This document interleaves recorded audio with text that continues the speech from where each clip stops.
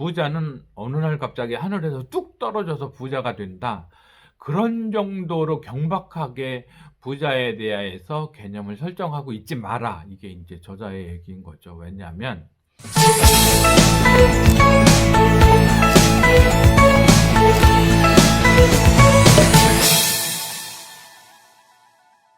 반갑습니다. 책부자 지혜서원 가족 여러분, 오늘도 우리가 어떻게 하면 빨리 부자가 될지를 탐구해보는 시간을 계속 이어나가 보겠습니다.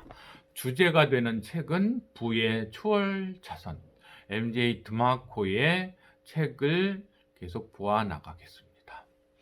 저자가 하는 얘기는 부자가 되기 위해선 많은 시간이 걸리고 열심히 노력해야 된다. 그러한 생각은 고정관념이고 편견이라는 얘기죠. 빨리 부자가 될 수 있다. 지름길로 달리면 된다. 추월차선으로 달리면 된다. 그런 얘기를 하고 있는 거죠.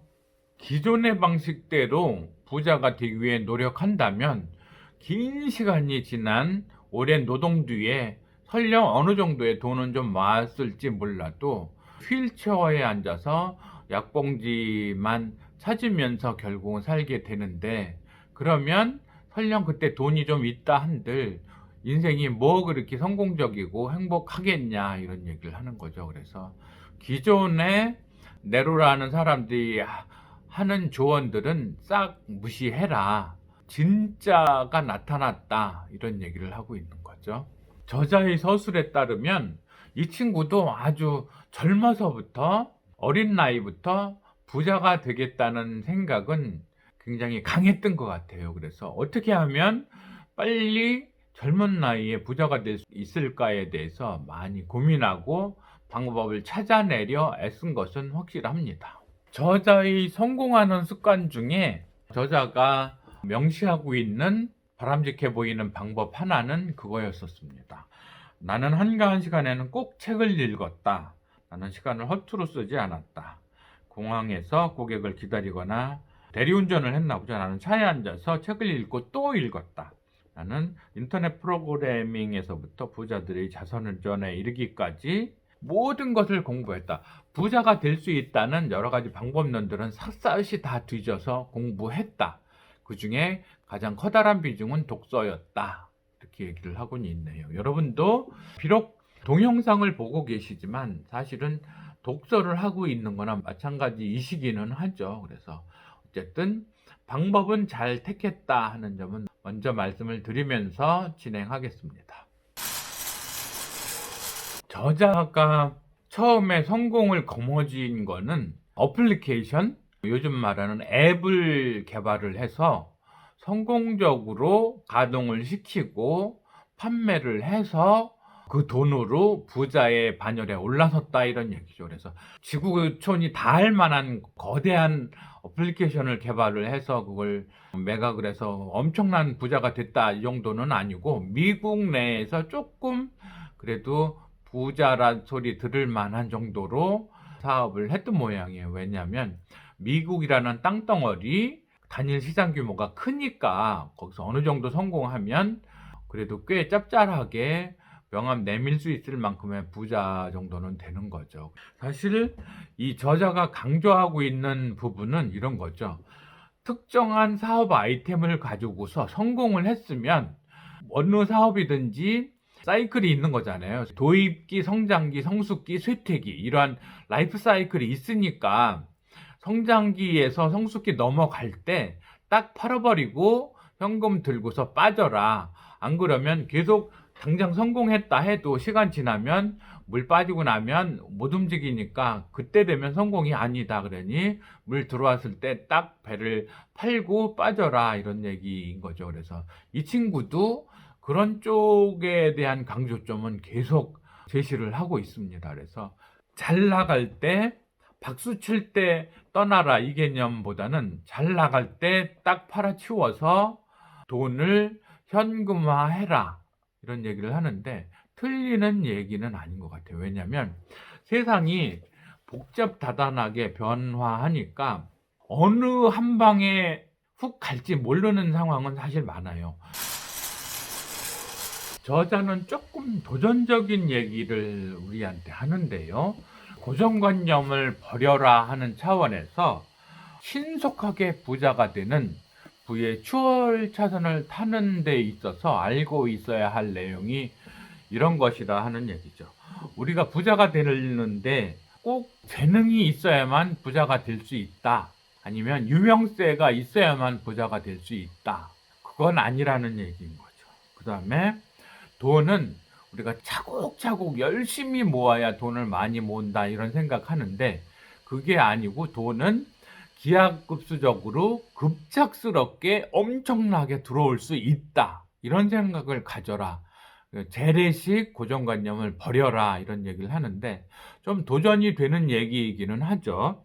그 다음에 이러한 좋은 기회는 긴 시간을 기다려야 어떻게 다 한번 온다 이게 아니고 순간적으로 변화가 찾아올 수 있다.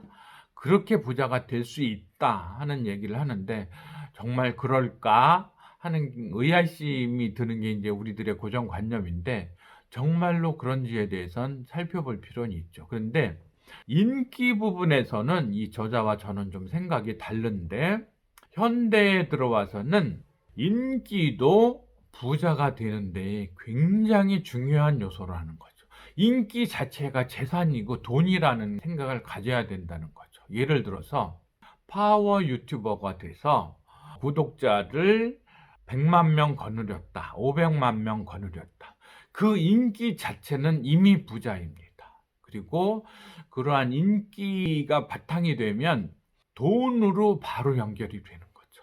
제가 유튜버가 되는 안내서들도 계속 많이 해설을 했는데 현대판 부자라면 꼭 유튜브는 하고 있어야 된다. 그렇게 뭐 유튜브 검색을 한다거나 유튜브를 활용한다는 얘기가 아니라 유튜버로서 그러니까 유튜브 크리에이터가 돼야만이 거의 필요 조건이면서 충분 조건인 것이 유튜버다. 부자가 되기 위해선 유튜버를 해야 된다.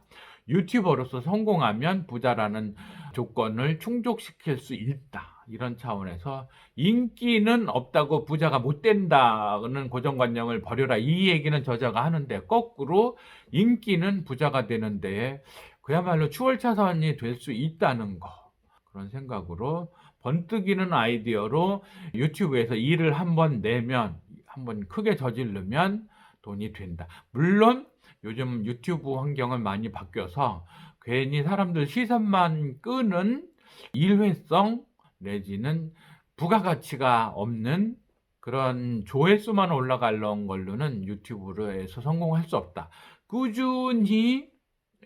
꾸준히라는 개념은 또 이 저자랑 배치될 수도 있는데 자신이 스타덤에 올라갈 때까지 그러니까 유튜브에 성운을 입어서 간택이 돼서 확 끌어올라갈 때까지는 끊임없이 두드려야 된다. 기회가 올 때까지 계속 버텨야 된다는 얘기는 이미 기정사실화되고 있는 거죠. 어느 날 아침에 벼락 스타가 될 수 있고 벼락 부자가 될 수 있지만 그거는 정해진 것이 아니기 때문에 그 시간이 올 때까지는 계속 두드려야 된다.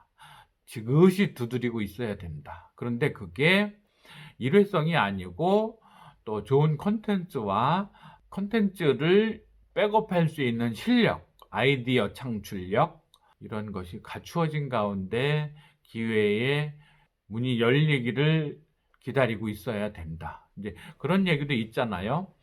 행운은 기회가 준비를 만났을 때, 그러니까 준비되었을 때 기회가 와야 그게 행운이 되는 거다. 그런 명언도 있죠. 그래서 기회가 찾아왔을 때 딱 낚아챌 정도의 실력, 준비는 하고 있어야 부자의 명함을 내밀 수 있다. 이런 얘기인 거죠. 우리가 이제 이런 부자가 되는 비법을 다루는 책들을 읽으면서 혼란에 빠지기 쉬운 것이 뭐냐 하면 부자라는 건 그러면 더군다나 뭐 추월차선 지름길 이런 얘기 하니까 부자는 어느 날 갑자기 하늘에서 뚝 떨어져서 부자가 된다. 그런 정도로 경박하게 부자에 대해서 개념을 설정하고 있지 마라. 이게 이제 저자의 얘기인 거죠. 왜냐하면 예를 들어서 어느 뭐 스포츠 스타가 50억, 200억 이 정도에 딱 계약을 했다. 그러면 이 사람은 벼락부자가 딱 됐네, 성공했네 이렇게 생각하면 곤란하다 이런 얘기죠. 그 스포츠 선수가 그 긴 밤을 연습하고 남들 잘 때 뛰어다니면서 연습하고 부상당하고 자신에게 찾아온 정말 절망적인 슬럼프를 이겨냈던 과정, 그러한 과정들을 딛고 일어서서 성공이라는 사건이 발생한 거지, 그 사건이 일어나기까지의 과정을 무시하면 안 된다. 이런 얘기가 또 나오면 이제 김이 빠지는 거죠. 이 책 제목대로 뭔가 엄청나게 부를 실현할 수 있는 딱 지름길, 추월차선이 있을 줄 알았는데 결국 강조하는 거는 아까도 뭐 전제 조건에서 일정 시간이 아니고 갑자기 부자가 될 수 있다. 그런 얘기를 해놓고 나서 이제 와서 과정이 튼실해야 부자라는 열매를 거머쥘 수 있다. 이렇게 얘기를 하면 또 김이 빠지잖아요. 사실 그런데. 그거는 맞는 것 같아요. 그런 의미에서는 그 아웃라이어의 1만 시간의 법칙 그런 얘기는 계속 새겨들을 필요는 있죠. 예를 들어서 빌 게이츠도 어느 날 갑자기 뭐 마이크로소프트를 차려서 뭐 대박 성공 신화를 이어갔다 이게 아니고, 빌 게이츠가 고등학교 때부터 자기네 옆집에 있던 대학교 전산실 거기에 가서 코딩을 계속하고, 그 당시만 해도 펀치로서 천공장치로 입력하고 막 그러던 시절부터 됐던 거잖아요. 거길 넘어서서 286, 386 뭐 이런 식으로 컴퓨터 산업이 발전했을 당시에 완전히 초기 프로그래밍 뭐 포트란 뭐 이런 거 코볼인가 뭐 이런 프로그래밍 언어부터 해서 계속 하다가 운영체제를 도스로 마련했고 그다음에 윈도우즈로 넘어왔고 이렇게 해서 성공을 이어간 거지, 어느 날 갑자기 빌 게이츠가 벼락 스타가 됐다 그거는 아닌 거죠. 마크 저커버그 페이스북도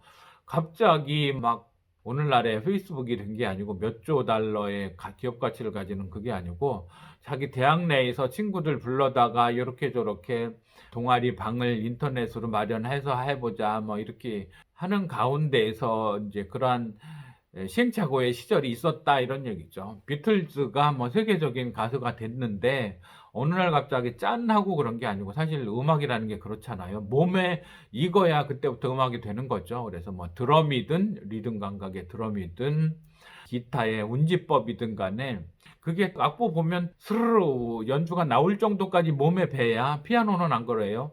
그냥 음표만 보면 손가락이 벌써 자동으로 리듬을 따라서 4분 음표, 8분 음표, 16분 음표, 뭐 24분 음표를 탁탁탁탁 칠 수 있는 정도로 몸이 이미 능숙해져야 기회를 잡는 것처럼, 그래서 비틀즈가 동네 펍 그런 음악다방 이런 개념에서 계속 연주를 하다가 어느 날 떠오른 것이지 그냥 벼락부자가 확 탄생한 건 아니죠. 로또만 그게 가능하죠. 로또 복권으로. 근데 복권은 또 그런 게 있는 것 같아요. 복권으로 갑자기 부자가 된 친구들 중에 말로가 좋은 친구가 없는 거죠. 그거는 그 사람이 뭐 어떻게 벼락운으로 로또에 당첨돼서 1억 1,900원 거머쥐었을지 몰라도 사실 그 많은 돈은 아니죠. 사업가들이 벌어들이는 돈에 비하면 많은 돈 아닌데, 그 갑자기 이렇게 돈을 주면 그 사람이 그 돈을 관리할 능력은 또 없는 상황이잖아요. 그러면 그 돈이 다 새어나가죠. 오래 못 가는 거죠. 그렇지만 우리처럼 준비된 오랜 시간 성공을 바라온 사람들에게 갑자기 툭 떨어진 돈이라 해도 우리는 그게 중요한 종잣돈 아니면 그 돈을 지켜낼 수 있는 관리력이 있죠. 갑작스런 재산은 또 옆에서 누군가가 호시탐탐 그 돈을 빼먹을 사기꾼들이 있죠. 그랬는데 그 사기꾼의 말에 또 솔깃해가지고 다 날려버리게 되죠. 그래서 그야말로 공짜 점심은 계속 이어지지는 않죠. 한 끼도 없죠. 준비를 하고 내공을 쌓는 수련의 시간은 꼭 필요하다는 걸 저자는 강조하고 있네요. 그래서 이 책의 제목을 통해서 아니면 몇 가지 전제 조건을 통해서 조건 없이 부자가 확 된다 그 얘기는 아니라는 거죠. 물론 고정관념으로 돈은 차곡차곡 쌓이는 게 아니고 돈은 기하급수적으로 늘어난다 했을 때 그런 말만 듣고서 이거 벼락부자 되는 거 아니냐 그런 얘기는 아니라는 거, 공부는 해야 된다는 얘기를 하고 있네요 저자가. 저자의 기술에서도 보면 그런 것 같아요. 한번 확 질러놓고 시선을 끌어놓은 다음에 실제로는 뭔가 섣부르게 달려드는 사람들에게 면피성 조언 내지는 책임 회피용 서술을 하고는 있습니다. 그래서 여기서도 추월차선 여행을 성공적으로 마친 사람들은 거친 길 위에서 살고 죽기를 두려워하지 않는 전사들이다. 그러니까 그냥 훅 되는 게 아니고 나름의 고생은 있다, 이런 얘기를 또 요구하네요. 부자가 되기 위해서는 대가를 치를 준비를 해야 된다. 대가가 있다. 이 얘기는 대가 없이 그냥 훅 부자가 되는 게 아니라고 다시 면피성 얘기를 해요. 그런 거죠. 우리가 달콤하게 거저 부자가 된다는 생각을 하는 거는 포기를 해야 되겠네요. 피와 땀은 속임수가 없다.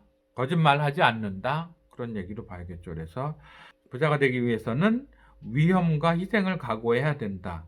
길 곳곳에 요철에 대비해야 된다 그랬는데, 추월차선을 여행하는 과정에서는 반드시 희생이 따르며 몇몇 사람만이 그 과정을 견뎌낸다.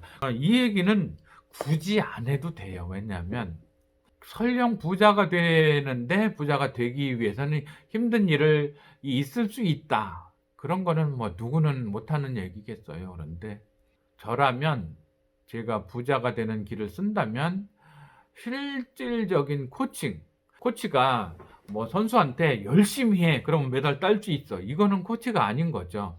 어떤 방식으로 열심히 하는지, 아니면 열심을 못 낼 때는 어떻게 하면 열심을 낼 수 있는지 디테일이 있어야 되는 거죠.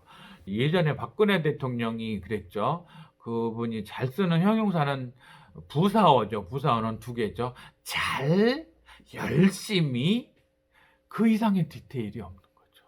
그쪽으로 여러분들께서는 잘 준비하셔서 또 열심히 노력하면 우리가 못 이룰 게 있겠습니까? 이렇게 정말 빈약한 부사어 두 개, 잘, 열심히. 이거는 지도자나 코치가 할 얘기는 아닌 거죠. 어떻게, how to, 이게 있어야 되는 거죠. 이 저자가 정말로 구체적으로 어떻게 부분이 강한지, 방법론이 없는 조언은 조언도 아니에요. 디테일, 어떻게 구체적으로 그걸 할 것인지에 대한 얘기가 없으면 코치로서는 실격인 거죠. 예를 들어서 영어를 무난하게 쓰기 위해서 많은 코치들이 이런 얘기 하는 거죠. 하루 5분씩, 하루 10분씩. 이 세상에, 그것도 조언이라고 하는 건가요? 구체적으로 그 10분, 그 5분 동안에 뭘 할지에 대해서 구체적으로, 그리고 그 시간이 길어지면 안 돼. 날마다 10분씩 평생. 그런 어드바이스도 아닌 거죠. 구체적이면서 더 용이하면서 남들 아니면 기존의 방식이 아닌 뭔가 확실하면서 구체적이면서 쉬우면서 포기하지 않아도 될 정도의 방법론이 있어야 되는 거죠. 그래서 제가 제시했던 햄버거 잉글리시, 그 정도의 디테일은 있어야, 영어 잘하자면 5가지만 알고 있으면 돼요. 그래서 그러한 부분은 다시 설명드리기로, 다른 시리즈로 엮기로 하고, 그래서 부자도 이 저자가 얼마나 디테일을 제시해 주는지를 계속 살펴나가 보도록 하겠습니다. 오늘도 수고하셨습니다. 감사합니다.